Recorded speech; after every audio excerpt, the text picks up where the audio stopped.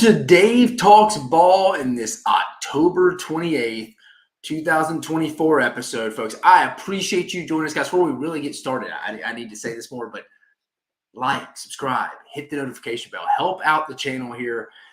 We're close to 17,000 subscribers, guys. I think we're the best SEC entity in football, basketball, baseball across the board. So like, subscribe, hit the review, or hit your review. Let us know across the board where we can improve. But guys, I appreciate you joining us. Dave Talks Ball every Monday, Thursday, 9 p.m. Eastern, guys. Fired up to bring in all the action for this past weekend. Look ahead to this weekend.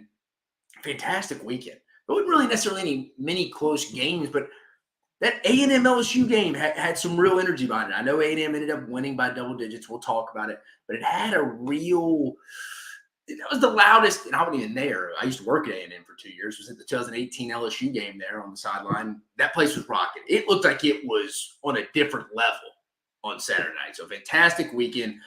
We're just over a week away from college basketball starting, 1 week away. I mean, Arkansas had a big exhibition win against Kansas on Friday night. Ole Miss got a win on Sunday against Illinois. Tennessee did drop one to Indiana. Florida got one against Charleston. I think Elijah Morton, the FAU transfer, is going to be real. He put up 33. Alabama just literally turned off as we were starting the shows up 17 right before half against Memphis. They beat Wake Forest by 25, 27 about 2 weeks ago. So college basketball, a week from tonight, we'll have tips all over the league. The big one's going to be the Texas-Ohio State game in Vegas. That should highlight the Monday night matchup for us. But something else to keep an eye on. Obviously, next Tuesday is Election Day. But that is the first day of the first college football playoff reveal. That'll be the first college football playoff reveal. And I'll be interested to see what it looks like. Like, watch, I'm going to show you what the AP poll looks like right now. Let's go to it. Yep, you can see it. So we're just going down. Hey, how different will it be? I do think if Oregon wins this week, there'll be one. You got the big one this week, big noon, Penn State, Ohio State. That'll be a big one. Obviously, that'll affect what the rankings look like. That'll depend Georgia potentially. But again, do you think beating Penn State, or if Ohio State beats Penn State or Penn State beats Ohio State, is that a better win than at Texas? I don't know. Where do they show Miami? Miami hasn't looked great this year, but they are undefeated, 8-0 in league play or across the board. But Texas 7-1, where do they rank them after getting dismantled against Georgia, really? And dismantled, I've been getting on people. Dismantled is not the right word. The defense hung in there. They just got behind too early. Where will they drop them, though? Or where will they be? Because Texas they hadn't played a ton of – I mean, before the Georgia game, they're probably team playing the best spot, ULM. Tennessee, where do they see them at? Notre Dame, the one loss in Northern Illinois, but Texas A&M leads the SEC right now. It was a first-week road win. It's an impressive win. BYU, not getting a lot of respect. Where's the playoff committee see them? A&M, where do they see them after their big win against LSU? Clemson, another ACC team, looking like the ACC may get 2 to 3, depending where Pitt is. Iowa State, another interesting team where they rank in the Big 12. I think the Big 12 probably only gets 1, but you got 2 undefeated right now, Iowa State and BYU. Indiana, this will probably be the most interesting team where they rank them. They got a game against Ohio State in a couple of weeks. Where do you see them? Alabama, I don't know. I think Alabama will probably be in this spot where this will be before Alabama plays LSU. So this will be interesting. Bama will probably move up or down depending a lot on that game, so it really doesn't matter where they're ranked. Boise, highest group of 5 ranked team getting to the playoffs. Probably about in that spot right there. LSU, like I mentioned with Alabama, they're off this week. Kansas State, Pittsburgh, another undefeated team in the ACC. Remember, 3 undefeated teams in the ACC, Miami, Clemson, Pitt. We'll see about that when they play Clemson here soon. Ole Miss.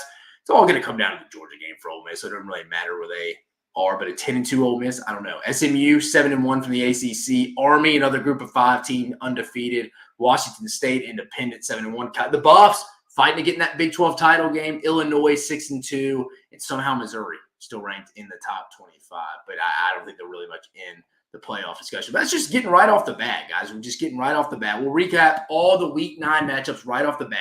No guests tonight, but we will circle the wagons. I'll give you floor, ceiling, where these teams, all 16, stand as they head into Week 10. We'll look ahead to Week 10 briefly, then money-making weekend review, guys. A big, 8-1 week, undefeated, guys. Undefeated. Let me pull it up for you before we get started. Let me share it again. This is what hard work and determination looks like, folks. Let me show it. I didn't have you even prepared to show you this, but I have a little humble brag here. We're going to show it. We're going to show it right here. Right here, folks. Let me share the screen. Share screen right here.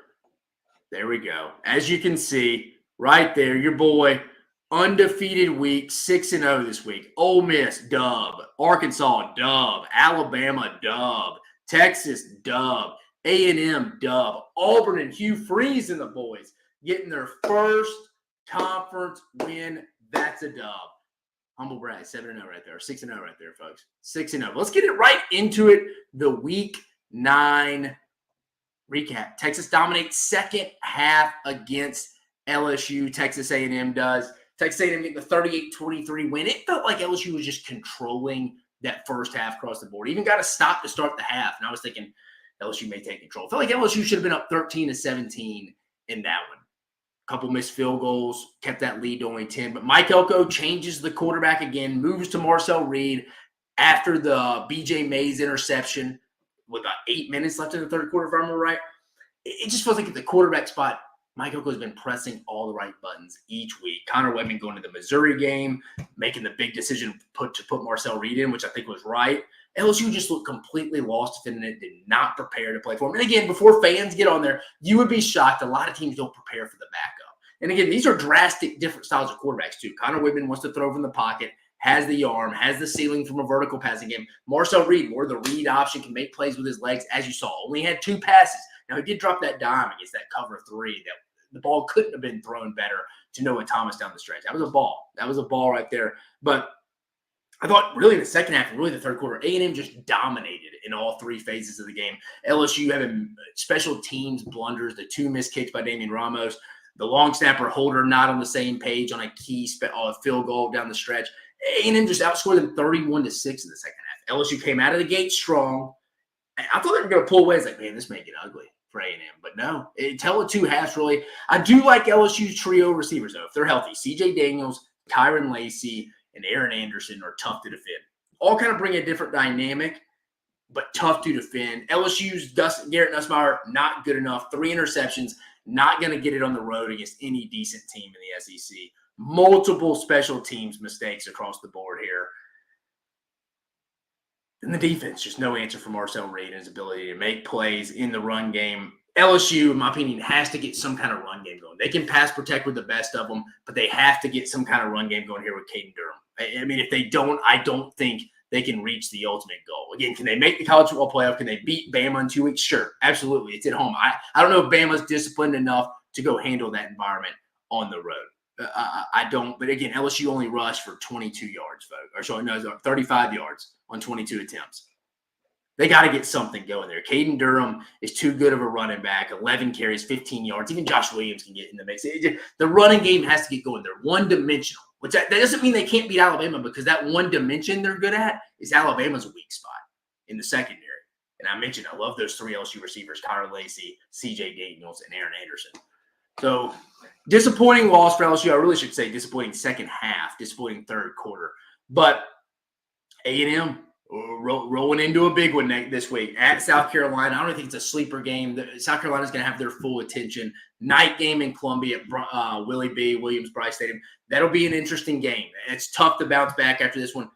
I kind of lean South Carolina right now. We'll talk about Week 10. LSU on a bye before it's a playoff elimination game next week in Tiger Stadium. Alabama travels to Baton Rouge. Both teams with 2 losses. Loser is, unless pure chaos ensues in college football, I just don't see that 9-3 team, either LSU or Alabama, getting in. Winner could feel pretty good because they got a manageable stretch down the line. But that is it. A&M getting the big win, the driver's seat game to Atlanta, the road to Atlanta for the SEC championship game. But A&M got to lock back in this week. I think they will. If South Carolina wins, I don't think it's because A&M overlooked them. What defense? I mean, both defenses have a major edge, I think, in this game. Again, Mike Elko announced today it's going to be a game-time decision who they play between Connor Webman and Marcel Reed. I feel like you got to roll with Marcel Reed here. But in my opinion, I think you got to kind of play both here. You kind of go the Steve Spurrier route. Like, whoever kind of has the hot hand, what fits the matchup better? Because Connor Webman can be really bad at times. And to be fair to Marcel Reed, 3-0 as a starter, 4-0 now, if you really want to count this one, which I do. 0 turnovers, which is key. That's key in a coach's mind, too. You're not putting your team in bad spots. That's where Connor Whitman can really get in trouble a little bit. That's where Connor Whitman could get in a little bit of trouble there. But no, I still go with both of them. Whoever kind of has the hot hand. I hate being like that, but certainly Marcel Reed gets the start in Columbia this week. I think you have to roll that and see how it is. If he can't get anything going, I think you got to go to Connor Whitman. Again, there's too much in front of you. Your defense is too good. You can't be loyal to either one of them. You got to be loyal. I shouldn't say that. You got to be loyal, but you got to put the team in the best spot to get the win. So from that perspective, A&M, big third quarter. Texas holds on in Nashville for the 27-24 win over Vanderbilt. Did anyone think Texas was really going to lose this game? Because I did. I never really thought it was going to lose this game. I didn't feel that way. Now, did I think Texas was in complete control? No. The game came down to an onside kick, and I thought Vandy played pretty well. Again, guys, people got to get over the Vanderbilt brand. Vanderbilt is a pretty good football team. And I'll say this. Why did Vanderbilt drop from 25th outside the rankings when Missouri's still in the rankings? I know Missouri has one less loss, but come on. And I know Missouri won, but right now, Vanderbilt's playing better football right now, especially without Brady Cook from Missouri. But I thought the difference in this one, and it's something we aren't talking about, but Texas is good and better, overall just better than most people expected on defense. I think we can say that, myself included. But this team's only going to go as far as Quinn Ewers takes them. He needs to be better. First drive kind of reminded you of the Alabama game. Tip ball in the first drive, went in the first play, but interception. Vanderbilt takes a 7-0 lead. Ewers finished with 288, completing 27 of his 37 passes. Now, he did get on a little run there, had 17 straight completions, 3 touchdowns. But overall, sometimes he had to pick kind of at the end to keep Vanderbilt in it. But sometimes you question, where is the Michigan Quinn Ewers that just looked cool, calm, and collected and just looked like a straight killer? I mean, seriously, he did. Looked like nothing was going to get to him. But I think this one really boils down to the offensive line for Texas in back-to-back games now against Georgia and Vanderbilt. Hasn't been great. Now, they didn't allow 7 sacks like they did against Georgia, but they still gave up 4 and 9 tackles for a loss. That's not going to get it done against. They're going to see much better fronts than Vanderbilt. And Vanderbilt's fine. Miles Capers, really good player. They're better than they have been. But for Texas to go reach the ultimate goal of winning an SEC championship, getting the bye, winning a national championship, they're going to have to be better up front of the offensive line. Because that momentum sometimes, the momentum of the offensive drive was killed by the offensive line, giving up 4 sacks, 9 tackles for loss. They have to get the run game going if they want to win a championship. Gritty win, though. This isn't your grandpa's Vanderbilt. This isn't your aunt or uncle's Vanderbilt. This is a solid Vanderbilt squad that'll probably be going to a bowl game. Much improved.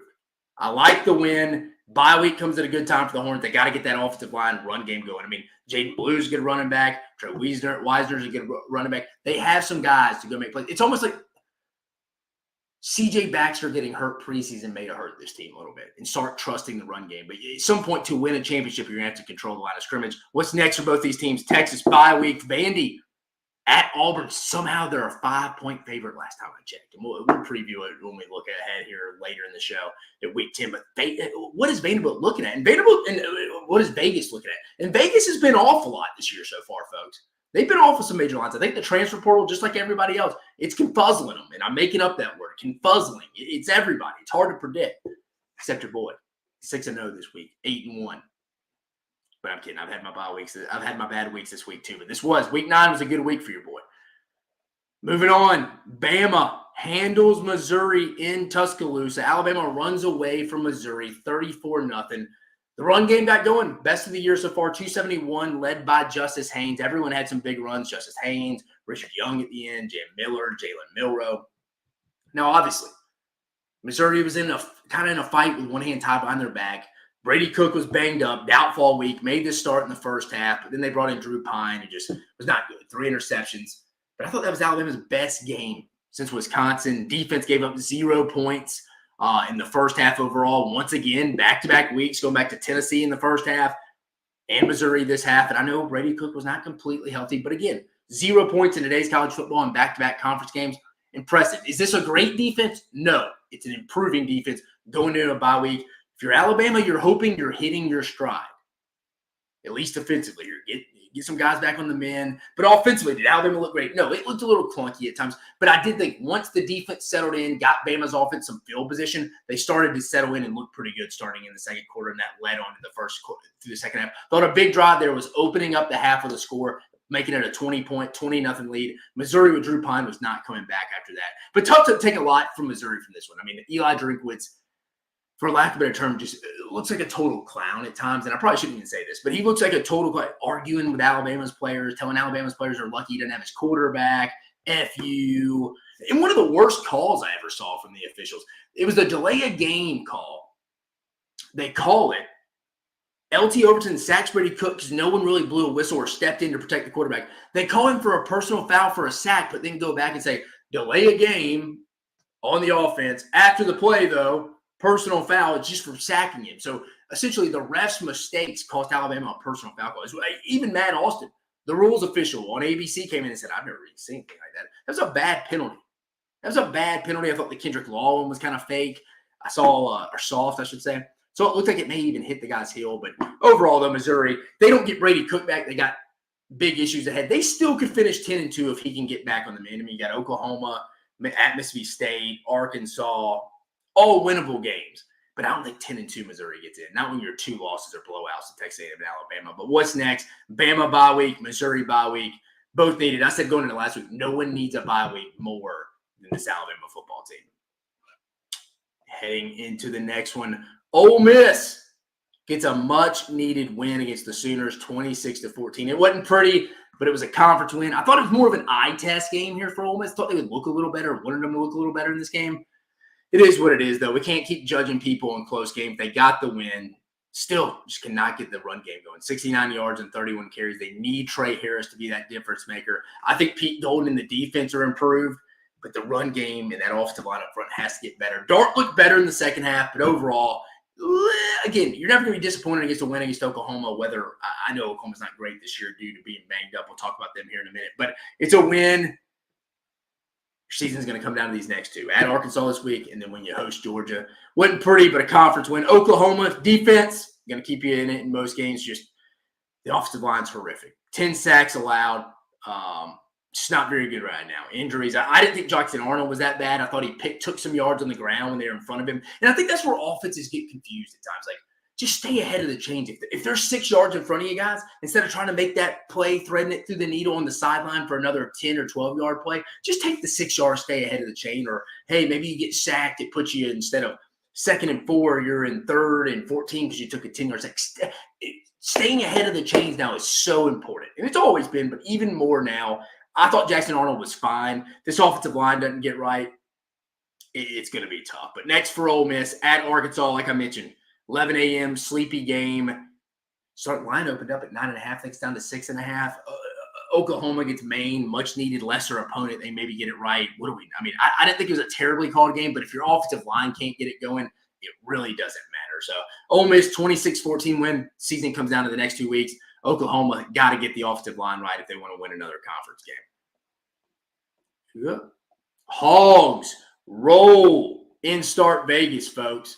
Arkansas dominates in Starkville 58-25. Just the win Sam Pittman and the boys needed. Myself, a lot of people were worried for Arkansas in this one after dropping the LSU one. Mississippi State hungry for an SEC win that may have to wait till Missouri, depending with the Brady Cook injury now. This could have been dangerous. Never really was in doubt. It was within 7-10 in the first half, but never in doubt. Bobby Petrino was in his bag. And hey, we had a Luke Haas sighting, guys. The tight end who I like a lot, got injured last year. Luke Haas sighting. We saw it. Thought State did some good things offensively. They're banged up a little bit, but Arkansas secondary is an issue, folks. Jaden Johnson's not really that great. I know Danico Slaughter had a great game against his old team, Tennessee, a couple weeks ago, but not overall great. The Braxton kid has not been what they thought. It scares you going into this November stretch against Ole Miss and Texas. And Ole Miss has not been great on offense. I didn't feel like they've really clicked, but maybe it happens at some point. Missouri, who knows? Depends on Brady Cook. But I said it all offseason. November scares me for this Arkansas defense because of the offenses they've faced, but that could change now. I mean, Texas with Keelan Ewers looks a little off. Ole Miss looks a little off. Missouri without Brady Cook. So maybe not as bad, but injuries, the defense is looking like it's faltering. State got on a run a little bit, but this defense cannot falter if they want to get to 7-8 wins. Mississippi State, you just don't have the personnel this year to last in the conference in year one. But what's next? Arkansas, Ole Miss at home, morning game. Another big chance to get another big win. What a hell of a home schedule for Arkansas this year as well. LSU, Ole Miss, and Texas all at home. For Mississippi State, you get UMass at home this week, so you should get a dub there. But Arkansas gets a big win. Looks like they'll probably get to 6 now with hopefully Louisiana Tech on the board. across the line as well. And the final Week 9 recap here. Auburn gets their first SEC win in Lexington in the Bluegrass State, 24-10. Auburn put 326 yards on the ground. Jarquez Hunter went off for 278 and 2 touchdowns. Third down, they were 8 for 14. Peyton Thorne wasn't bad. Apparently, Hugh Freeze didn't make the trip with the team on Friday. They flew him in on Saturday because of food poisoning or the flu game. Hey, Hugh Freeze flu game, folks. But does this maybe light a late season maybe light some late season momentum for Auburn here? They get Vandy this week. They're 5.5-point favorite. Maybe they catch A&M sleeping the week before Texas comes to town at Alabama still. Auburn, big win. Keldrick Faulk did some things on the edge. I think Auburn's still in this. I think they're still fighting for as many wins as possible. Kentucky looks completely checked out, though. What has happened to this team since they beat Ole Miss 3-4 weeks ago? What has happened to that team? I thought they had Vanderbilt in a good spot. After that win, everybody's like, could they roll off 3 straight? They got Vanderbilt, Florida, and Auburn. Well, Vanderbilt, they had them in a perfect spot coming off a win against Alabama.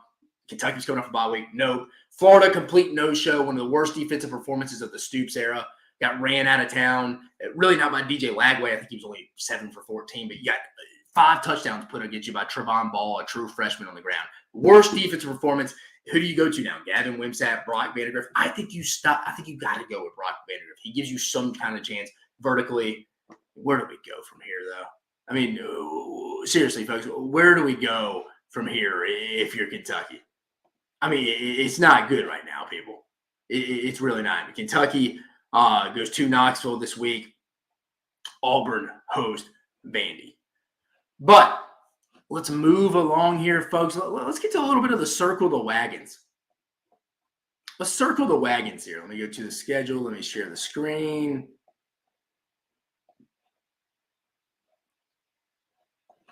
All right. So I'm circling the wagons for you folks here. What we're going to do here, I'm going to show you exactly where I think each team finishes right now. So we got A&M coming in here as we head into Week 10. A&M 7-1 overall, 5 in league play. Ceiling floor. I mean, ceiling A&M wins out. They finish 11-1. No ifs, ands, or buts about it. At South Carolina, bye week, New Mexico State, at Auburn, Texas. 4 games left easily. Floor, probably 9-3. I think you could lose at South Carolina this week, certainly, and you could lose to Texas 9-3. Biggest question mark. So we're going to do that. We're going to look at the schedule briefly. I can't look at it long with all 16 teams. We'd be here all night. But just so you briefly know, there's 4 games left. 7-1, 5-0, ceiling floor, 11-1. I think floor 9-1 with losses to South Carolina and Texas. But biggest question mark, quarterback position, right? It's got to be the quarterback position. How they manage this. Mike Elko's pushed all the right buttons so far with Connor Whitman and Marcel Reed. Connor Whitman against Missouri had a chestnut checkers move against Eli Drinkwitz. This week makes the big decision to go to Marcel Reed off the turnover. Got the 8-yard line, scored in the first play. LSU could do nothing with it. I think you got to stop. I think you got to continue to stay at the blackjack table. You got to be confident, Nick. I'm hitting Connor Whitman. I'm hitting Marcel Reed. That will determine the ceiling and floor of this team. I like A&M. They're in the driver's seat to play in the SEC championship game heading into really the month of November here. Let's go to the next one. I'm going to skip through Auburn's schedule here, go to Georgia. Yeah. All right, staying with Georgia here. The Dogs heading into this one, 6-1, 4-1. Schedule, as you see, the Dogs still got 5 games left. Starting this week in Jacksonville with a cocktail party against Florida, at Ole Miss, Tennessee, UMass, Georgia Tech. Ceiling, undefeated, 11-1. Floor, 9-3. Some people may think that's crazy, but at Ole Miss certainly could be a loss. Tennessee at home, yeah, I don't think they finished 9-3, but certainly it could be the floor. Because again, I don't think there's a great team in college football. I don't think there's a great team in the SEC right now. I mean, if you made me put a number 1 team in the country right now, I'd probably say Oregon. But in the SEC, I think anybody can get got any day except against Mississippi State, if we're being completely honest. Biggest question mark for the Dogs as we hit the late season stretch. I think it's the secondary. Can the secondary play like they did against Oklahoma? Texas? Can Janelle Aguero play like he did at the nickel spot? Can Julian Humphrey play like he did? Obviously, we're expecting Malachi Starks to continue to play like he did. Can KJ Bolden come on late? And then Carson Beck. What quarterback do we get off Carson Beck? They didn't beat Texas because of Carson Beck. He had 3 interceptions, folks. They need him to go win a game, I think, at some point this year. So that's something to keep an eye on there. And remember, we're going in order of standings here, folks. Going in order of standings. I'm going to skip through Florida, go to LSU. The LSU Tigers come in at 6-2 overall, 3-1 in league play. Tigers have 5 games left. Bye week this week. Host Alabama next week at Florida. Vanderbilt, Oklahoma, or Vanderbilt at home, Oklahoma at home. So they get one more road trip at, and that will be a 7:30 p.m. kick against Alabama. I mean, ceiling, 10-2 for sure. They can beat Alabama at Florida, Vandy, and Oklahoma. Floor, 8-4. I'm telling you, if they lost Alabama and checked out, they're out of the playoffs. They could certainly lose at Florida. If Florida kind of has any kind of momentum against Georgia, plays well. They feel like they can build some things off DJ Lagway, Billy Napier still fighting for his job. Freshmen aren't going to quit if they're playing there. It's in Florida. Vandy, difficult defensive matchup. We saw LSU struggle to defend the run, a running quarterback against Marcel Reed, but they'll have more time to prepare for Diego Pavia, and who I think's hurt. That's why Auburn's favorite this week. But again, a difficult matchup. Oklahoma, I don't. But I think 8-4. Call me crazy on that one. Call me a little crazy on that one. But I think that's where his biggest question mark. Can they run the football? If they do not establish a run game, they will not win a championship. And on the other side, I think A&M proved a little bit. If you keep trying to establish the run, keep trying to come at them, I think you can run on this LSU team. Again, it's not Blake Baker, Bo Davis's fault. I think the personnel is limited. A&M ran for 245 yards, 5.3 yards a pop. So I think that can be done. Both lines of scrimmages will determine LSU's ultimate season. Rolling on, remember, we're going in order. We're going in standings order right here. So Tennessee will be next for us here, folks. Let me skip through, go through Alabama because I know they played Tennessee. It's the fastest way possible. Sorry, folks. Tennessee coming in at 6-1, 3-1 across the board, and I should be bringing my banners out here. Sorry about that. Tennessee, 6-1, 3-1 across the board. Schedule's very manageable. Kentucky at home here. Mississippi State at home, at Georgia, UTEP, at Vandy. I'll be honest with you here. I think the floor is 10-2, ceiling 11-1. You may be at 10-2, why not 9-3? They're not going to drop either home game to Kentucky or Mississippi State. If they do, that's bad. At Georgia, could easily lose. Obviously, they'll be an underdog. UTEP should win. I don't think if there's a playoff on the line, they're going to lose at Vanderbilt. Because I think Diego Pavia is hurt. I think he's only going to potentially get hurt as the game goes on. This is the last game of the regular season. Biggest question mark for the Tennessee Volunteers right now, Nico Iamaleava. Does Nico finally just come on and play well and start taking these shots? Because Josh Heupel is drawing these plays up. You saw it in the first half against Alabama. Does this bye week they had last week, does he get it all together? Or is this – I don't think anybody's doubting he's going to flip the switch at some point in his career. Just will it be in 2024? Or is he just going to be inconsistent across the board? If that's the case, that may get you to 10-2. That screams early round exit in the playoffs. I think that defense is a championship-level defense. Tim Banks, Rodney Gardner, and them have. But it's just all going to come down to Nico Iamaleava. Next, the Texas Longhorns, folks. The next Texas Longhorns come in at 7-1, 3-1 across the board on this one. Let's go to the Texas schedule here. Georgia played Texas. We'll flip to them. Texas, like I mentioned, 7-1, 3-1. They have 4 games left against Florida at home, at Arkansas, Kentucky at home, and at Texas A&M. Obviously, ceiling, 11-1. Georgia being that only loss. Floor, call me crazy, but 9-3. I don't think they'll lose to Florida at home, but maybe at Arkansas. Don't think they'll beat Kentucky. I don't think they'll lose to Kentucky. Kentucky's so checked out at this point. And then at A&M certainly could be a loss. I think ceiling 11-1, floor 9-3.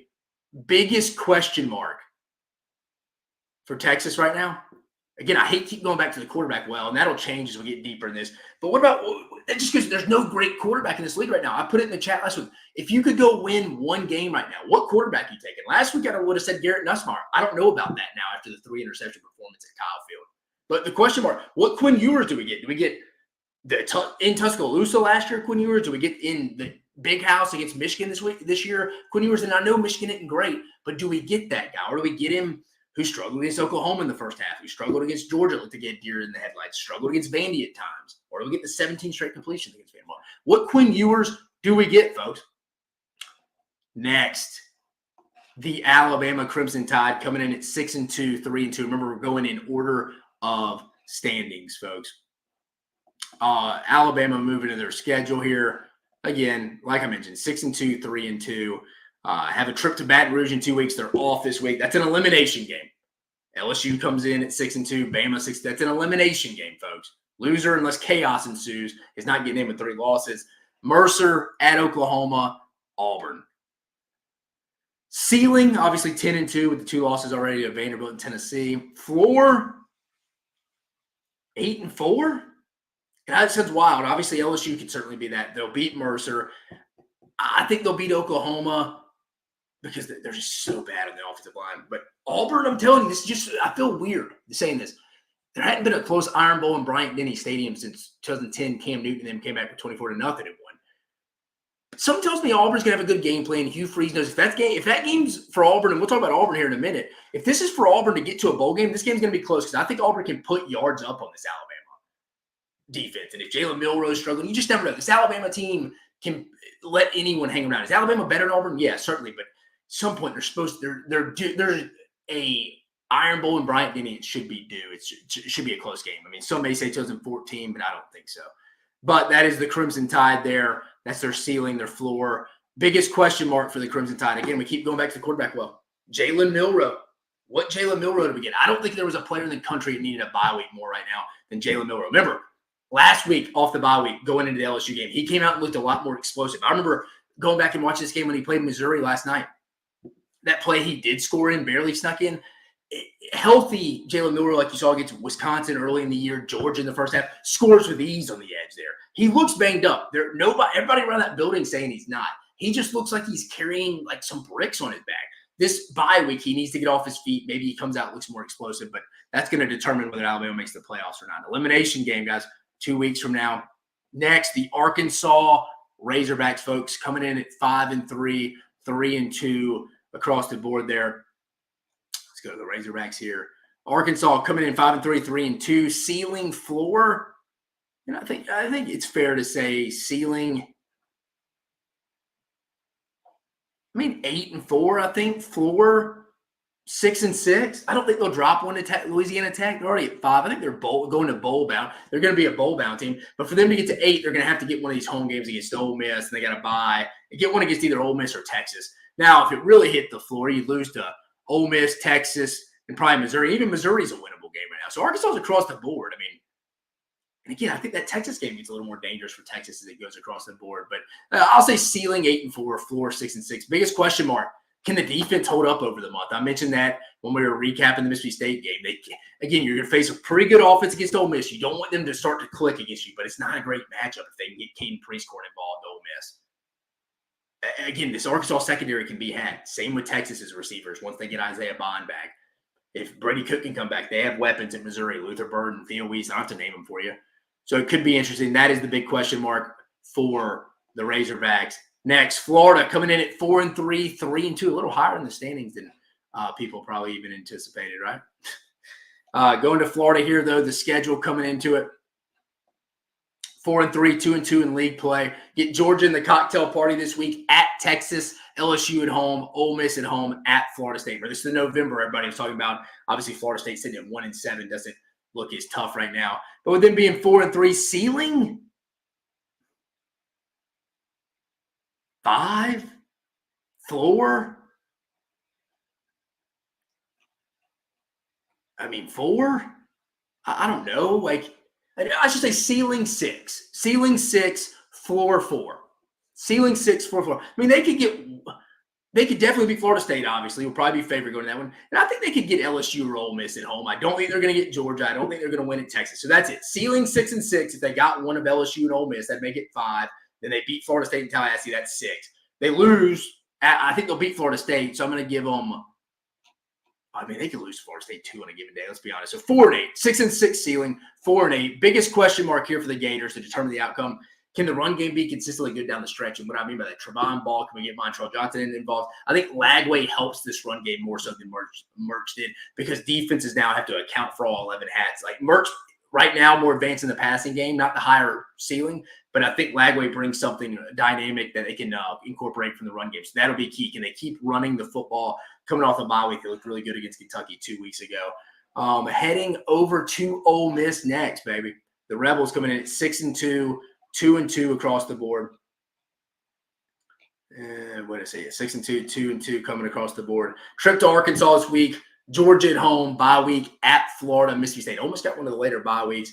I mean, ceiling 10-2. They could win all these games. Floor, you could be 8-4 if you lose at Arkansas.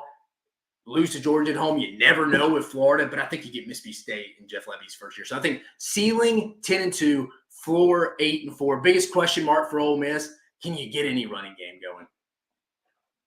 Can you get any running game going with Henry Parrish? That offensive line has to get better if they're going to win their next two, much less get to the college football playoff. Next, Missouri comes in at 6-2, 2-2 across the board here. Skip through Missouri through Arkansas.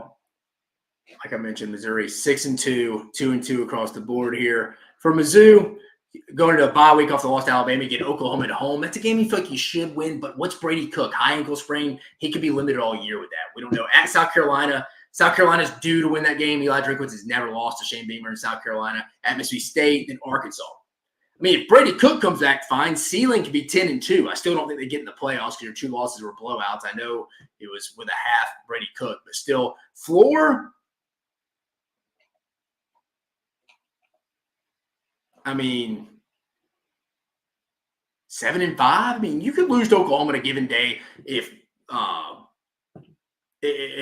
Drew Pine's playing at quarterback and not Brady Cook. Certainly could lose at South Carolina against that defense. Still think you may be, I don't know, with Drew Pine at quarterback, you may not be Mississippi State. Let's drop that to, I mean, it all depends.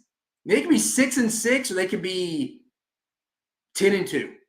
There's a big gap. It all depends on Brady Cook. The big question mark, as you can tell, for Missouri. Can Brady Cook get back to his normal self? If he can, which he probably won't be normal, I think 9-3 is realistic. 8-4. I don't think they get to 6-6. I don't think it's the worst case. I think 9-3 is very questionable. And again, I don't think Missouri is fraudulent. It's just they're not as good as we thought. More losses on offense than we thought. Brady Cook hadn't been great outside the fourth quarter against Auburn. He's been banged up. So again, you kind of played to the Alabama game with one hand tied behind your back. But that'll be determining for Missouri. For Vandy, 5-3, 3-2 heading into this one, folks. Again, Vanderbilt, much improved team, as we all know. 5-3, 3-2 heading into this one.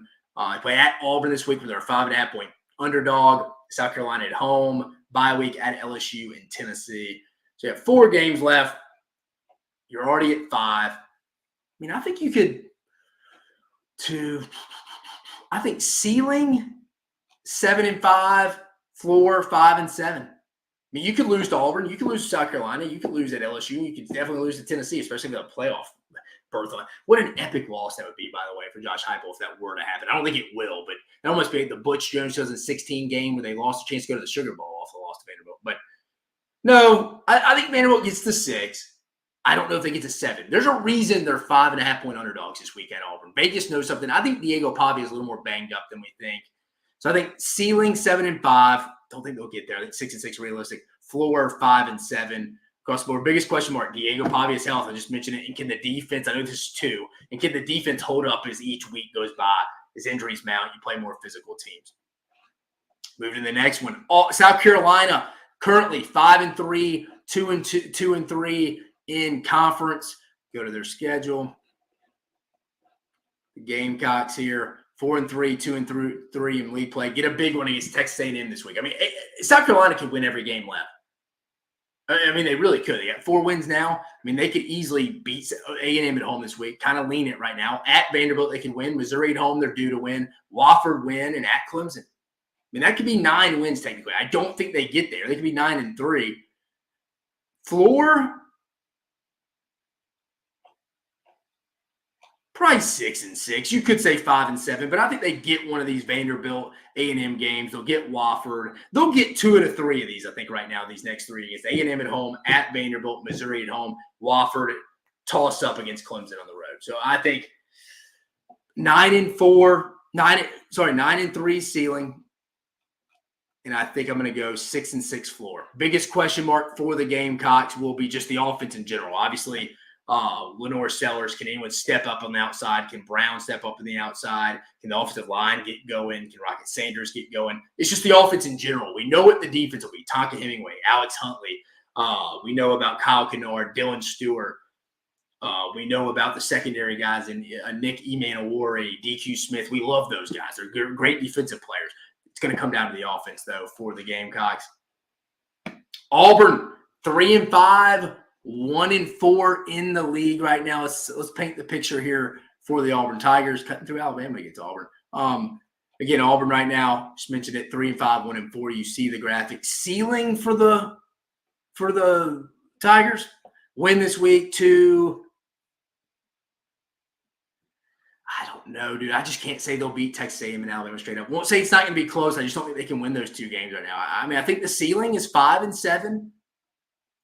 I think the floor could be 4-8. I hate saying that, but ULM is not, or 3-9. Sorry, ULM's not a bad football team right now, guys. I mean, what are they sitting at? I don't mean to jump over their schedule, but 5-2. I mean, Auburn's drawing these really good non-conference group of 5 teams late in the year. I mean, so I would say that. I'd probably say ceiling 5-7. No, sorry, ceiling 6-6. Sorry, ceiling 6-6, floor 3-9. I'm not going to say the ceiling's a losing record. I think they get Vanderbilt this week because the Vegas line has me terrified. I think Diego Pavia is banged up. ULM could be more of a tough one than you think as you look ahead to these final two against A&M and at Alabama. And as things go right now, would it shock you if Alabama was out of the playoff race and Auburn somehow pulled the upset? It would be shocking. Don't get me wrong. But I'm just telling you, I don't know. A&M gets them the week before A&M plays Texas. Could be a look ahead. Ceiling 6-6, floor 3-9 for Auburn. Biggest question mark, can the defense carry them to a good finish? I think the defense, Keldrick Faulk, DJ Durkin, and that team are going to have a phenomenal game plan. I think the offense is what it is. Establish the run, stay with Jarquez Hunter, make Peyton Thorne make the simple throws, maybe Cam Coleman, Perry Thompson, Keandre Limbersmith keep getting better as the season goes on. Maybe you have a chance at the end to get your 6th win as you head into Tuscaloosa. I think it's best case scenario there for the Tigers. Heading to the next one, the Oklahoma Sooners coming in at 4-4, 1-4 right now. Let's take you to the Sooners schedule. Ceiling for the Sooners. Get 1 against Maine. That'll be 5. Could win 6 at Missouri, Alabama. I'm not ready to say that. Then at LSU. I think ceiling 6-6. Floor. I mean, floor could be 5-7, folks, with Maine being that. I hate to be like that. I think ceiling 6-6, floor 5-7. Factor in the injuries, offensive play calling when you had Seth Luttrell. I know he had 5 out of your 7 top receivers out. Your offensive line's really bad. Just gave up 10 sacks. Schedule's tough. Everybody talked about Florida's schedule. I think Oklahoma is the tougher toughest conference schedule compared to the two. I don't know, ceiling 6-6, 5-7. Biggest question mark for the Sooners. Can the offensive line even get to below average at this point? They're not going to get to average or good. It's a bad unit. They're banged up. Can they even get to below average? I don't know. Missouri's one they may have to steal. They may have to steal that one. I'm being dead serious. They may have to steal that one. I don't know, though. I don't know, folks. I don't know if they can get there. Because I don't think they're going to beat out at Alabama or at LSU this year. Next one, Kentucky, 3-5, 1-5 across the board here. Let's go. Ole Miss played Kentucky. It's amazing how much you remember who plays who when you do this all day, every day. All right, so Kentucky rolls in 3-5, 1-5. Ceiling, lost to Tennessee, at Tennessee, Murray State, at Texas, Louisville. I mean, Murray State win. There's 4. Maybe get Louisville 5. I think ceiling 5-7. Floor 4-8. Just being honest, your only win left could be Murray State. Louisville may have more to play for with Jeff Brom and the boys, and they'll want that win in their second season at his alma mater. Yeah, I think Kentucky's quit. They're the team I'm most disappointed in. What happened to this team when they got back from Oxford? Again, 3 straight games they could have won. They were favored in, I think. Yeah, against Vanderbilt, Florida, and Auburn, they were all favored in. Lost by double digits to Auburn to give them their first loss. Hugh Freeze wasn't even healthy either, folks. But yeah, I think ceiling 5-7, floor 4-8. 2 more. Last team here, Mississippi State sitting at 1-7, 0-5 right now, folks. Let me go to the Mississippi State schedule. Florida played them. I told you guys. Just that memory. 1-7, 0-5 in league play. I mean, the floor is definitely 2-10. Ceiling, probably 3-9. Maybe you get Missouri. I think you get UMass, lose at Tennessee, bye week. Maybe you get Missouri. If Brady Cook's not back, I don't think you're going into Oxford and winning. I think Ole Miss is, even with their struggles, is better. Again, no one had a tougher league road schedule than Mississippi State. At Ole Miss, at Tennessee, at Texas, and at Georgia. Come on, man. But that is a round or circling the wagons for you there, folks. That's just circling the wagons. Talk a little ceiling floor. Go through the schedule. Biggest question marks across the board. Let's go to the comments. Ons the Gray, frequent listener. Appreciate you listening, man. Prayers up to your family, as we mentioned. Dave, how many sacks did Oklahoma allow after Sexton was taken off the field compared to before? And did those sacks come from that side of the line of scrimmage? Yeah, they did. I forgot how many exactly with Jacob Sexton out, but yeah, they did come on that side. Offensive line, I don't know if you can. Yeah, Bill Bedenbaugh's not getting the most out of this unit, but how mad can you be? I mean, this offense has unprecedented injuries, but I will say the offensive play calling and Jackson Arnold looks like he's kind of the future there. And everybody always will say, let's go to the portal and get better. I think you invest in Jackson Arnold in the offseason. I think you do. I think you, because again, not everybody can go improve their quarterback room, folks. No, you just can't do it. What's the quarterback portal market even going to look like? We don't know. I mean, there's probably conversations, though. There's definitely conversations being had right now, but we don't know. So there's no definitive answer that you will. Each portal class is not going to be the same every year, guys. So that's why we say you can't live in it. We don't know what the portal class is going to like. Is it going to be better than Jackson Arnold? I don't know. I would lean towards no right now. Joe K, appreciate you listening. Longtime Texas fan. Texas had too many penalties, 10. I think they brought 2 back for touchdowns. Yeah, it's an issue too. The Arkansas game is a trap game for Texas. Yeah, I would agree with you too. And then Florida beats Florida State. Yep, I agree with you there too. We'll keep chugging along here. Week 10, look ahead. Let me go to the schedule.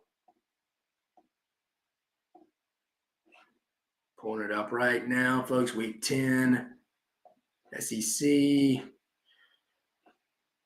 So, yeah, we got Ole Miss at Arkansas, noon Eastern on ESPN. Ole Miss currently favored by 7, point total 53.5. Ole Miss better be careful here. I actually think Ole Miss may put together their complete game here. This is not a game, though, if you're Ole Miss, that you can be looking ahead to Georgia. If you're Arkansas, another opportunity to get a big win before a bye week before Texas. You thought it may be against LSU 2 weeks ago. Hey, maybe this is your chance. You get Ole Miss napping. 12:45 p.m. Eastern on the SEC Network. Vanderbilt at Auburn. Auburn favored by 6.5 now. I kept saying 5.5. Point total 48.5. Auburn being favored shocks me. That makes me think Diego Pavia is banged up. He went out a little bit. You saw Nate Johnson, the Utah transfer, come in for Vanderbilt, play quarterback. Very similar. I mean, he's got to win against an SEC team in his career. He started the game when Cam Rising was out against Florida last year. That was that kid. He's the backup for Vanderbilt. I lean Auburn a little bit here too. The line really scares me. Maybe Auburn to build some momentum off this Kentucky win. I know Kentucky's not great, but you never know what a win can do for that locker room, a young locker room at that. Kind of wild to see, but that makes me think Diego Pavia is banged up. We'll give you the full preview on Thursday. 2:30 p.m. Eastern on ESPN Plus, SEC Network Plus, Maine at Oklahoma. No line on that right now. Oklahoma should win that game into their 5th win. 3:30 p.m. Eastern. This is the Herb Street Fowler game this week. World's largest cocktail party, outdoor cocktail party. Florida at Georgia, or Florida, Georgia in Jacksonville. If you're a Georgia fan, Georgia, Florida. Georgia favored by 17, point total 52.5. I don't know. If Mertz was in this game, I could see this game being close. I just think Georgia's going to do to DJ Lagway what I thought Kentucky would do with a veteran coordinator, Brad White, veteran defense. I think they're going to throw a lot at him. I think DJ Lagway could really struggle in this one. I kind of like Georgia big in this one. I know it's been that way the last couple of years, but Kirby takes this game serious because guys like Kirby Smart, Mike Bobo, even Todd Hartley when he's a student, they had a losing record against Florida when they were in school and played. So they take this game serious. They like this game. They like this rivalry, and I respect that. I think they get up big because of DJ Lagway facing some things he may not see, and they will not be able to run on Georgia like they did against Kentucky 2 weeks ago. 4:15 p.m. Eastern on SEC Network. UMass comes to town at Mississippi State. UMass plays like 3 SEC teams. They played Missouri, Mississippi State, and they still got Georgia. Mississippi State favored by 18.5, point total 59.5. This is a game, if you're Jeff Levy, you have to go cover the spread here. I talked about it. Country Club people in Madison, Mississippi, right outside Jackson. Both Ole Miss, Mississippi State people probably a little disappointed in their season so far. Mississippi State can at least hang their hat on outside of the game against Arkansas. They played well against Texas and Georgia.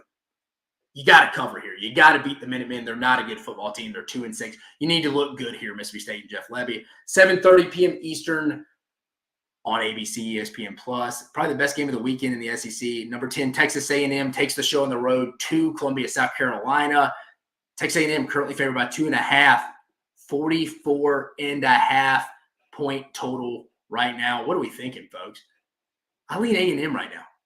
I lean A&M I lean South Carolina right now. I just think it's going to be a tough environment. Who can generate more on offense? I think both defenses have the advantage here. It's going to be a rocking night game at Bryce Williams. This is a Williams-Bryce Stadium. This is a game traditionally A&M goes and loses, but I'm going to say this.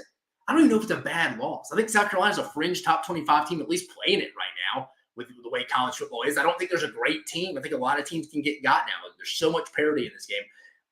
This game worries me for A&M. I don't even think it's a bad loss. And it wouldn't really hurt them, honestly. It's just one conference loss. They'd be 5-1. It would be a very mature win, almost a bigger win to me than LSU last week. It would show Mike Elko has really turned the page on this program. No, we're going to go week to week and do what we do, take the show on the road and win. I'm telling you, big opportunity for both teams right here. South Carolina wins it. They could get to 8 wins. Then finally, the SEC Network night game, 7:45 p.m. Eastern, Kentucky at Tennessee. Death, taxes, Tennessee beating Kentucky. I think that continues this week. The line, 16.5. Tennessee favored right now. Point total, 45.5.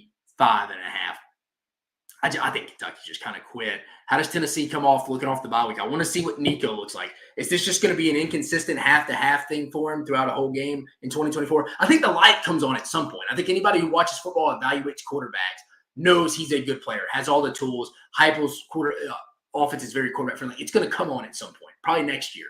But it could come on now. Just something to keep an eye on. Is this going to be inconsistent play all year? Or does he turn it on? I think Tennessee's got a championship defense, and I think they can win it off if he can get going and hit the shot plays down the line there. Now, let's go review the money-making weekend, folks, before we get you out of here. I'm pulling up my plays right here. Again, we went to – where'd it go? Sorry, folks. Oh, there it is, right here. All right, money-making weekend, folks. Last segment of the night here. We went. Let me tell you, folks. We went 1, 2, 3, 4, 5, 6, 7. We went 7-2 out of the 9 games. So Boise State money line got the 29-25 win over UNLV on that Friday night. Big group of 5 game. Boise State sets up nice to be that group of 5 rep in the playoff. They helped me. They handled it for me. Notre Dame minus 12.5. Remember, I had 2 bets in this game. Lost one of them. Navy plus 3.5 in the first quarter. I mean, Notre Dame was up 14-0. We're controlling the game right out of the gate. Ended up dominating this game. Covered 12.5 easily. So went 1-1 in that specific game. My bets. Miami won by 22 against Florida State. Thought they'd probably be a little more impressive than that. I'm honestly not that impressed with Miami, but they covered for me. Won by 22. The line was 20.5 against Florida State. Virginia Tech minus 10 against the beat-up Georgia Tech team. Covered that at home for me. Ole Miss, Oklahoma under 49. Won that one by 9. Ole Miss minus 20. They only won by 12. They did not cover that one for me. Kansas plus 10. They were due to win the Sunflower Showdown. Didn't get it done. Lost by 2 points to Kansas State, but they did cover. And then Iowa just whipped up on Northwestern. Easily covered the 13.5. So my 2 losses were Navy plus 3.5 in the first quarter and Ole Miss minus 20 against Oklahoma. So 7-2. Good week for us. We're up to 42% on the season. I told you, maybe it took us 8-9 weeks. But we're getting a flow into this thing, folks. I promise you, above 55% for the season through the playoffs. Remember, the national championship game, folks, in Atlanta, January 19th. Plenty of time. I'm telling you, start betting on us now, guys. Get that college savings for your kid ready now. But again, we went 6-0 and just straight ups in the SEC this week. That's my second perfect week. I hope to carry that into week 10. But folks, just under the hour. One of our shorter episodes in the last few weeks there. Again, I'm going to have a guest on Thursday. Not going to tell you who that is. We'll preview all that action. Remember, 9 p.m. Eastern is kickoff for Dave Talks Ball on Monday and Thursday nights. This week, we reviewed quite a lot, guys. We reviewed all the week 9 action. Texas A&M in the driver's seat after the big win, dominating the third quarter against LSU. Texas holds on in Nashville. Hey, don't look at the Vanderbilt brand. That's a good SEC road win. Alabama looks dominant like they did against Wisconsin for the first time in a couple of weeks. They need the bye week. Ole Miss wanted them to look a little better with the eye test, but they got a conference win. Can't complain too much. Hogs avoided disaster.